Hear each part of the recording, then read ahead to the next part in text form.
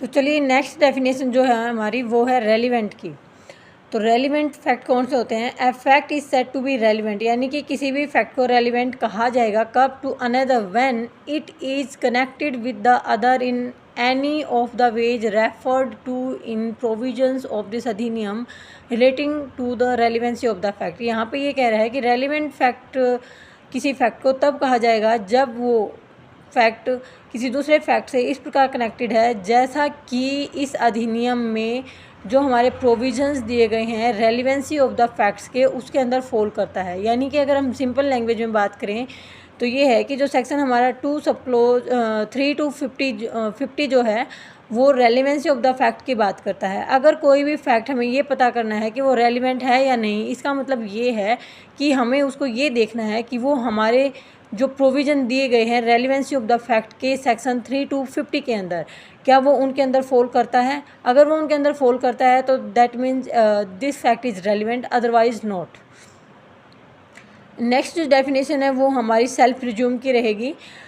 तो यहाँ पे हम सेल्फ प्रिज्यूम वर्सेज मे प्रिज्यूम भी आपको बताते चलेंगे। तो पहले हम एक बार रीड कर लेते हैं सेल्फ प्रिज्यूम की डेफिनेशन को। डेफिनेशन क्या कहती है? Whenever it is directed by this अधिनियम that the court shall presume a fact it shall regard such fact as proved unless and until it is disproved.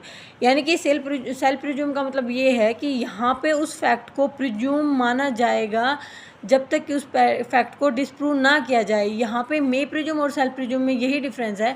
वहाँ भी proved माना जाता है लेकिन वहाँ पे कोर्ट जो है वो प्रूफ मांग सकता है, उसको डिसप्रूव कर सकता है, लेकिन यहाँ पे पार्टी डिसप्रूव कर सकते हैं लेकिन कोर्ट जो है वो इसके अगेंस्ट में कोई भी जो प्रूफ है वो नहीं मांगता है। तो इसलिए यहाँ पे कोर्ट अपने कोई भी किसी भी फैक्ट में सेल्फ प्रिज्यूम करके चलता है। इसका मतलब उसको प्रूव्ड मान के चलता है जब तक कि उसको डिसप्रूव ना किया जाए।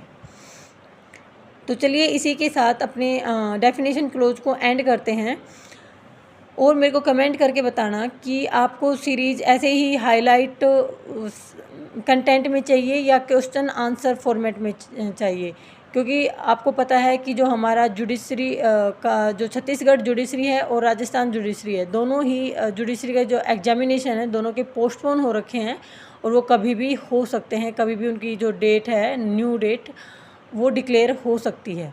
तो चलिए इसी के साथ अपने जो वीडियो है उसका एंड करते हैं। तो थैंक यू सो मच।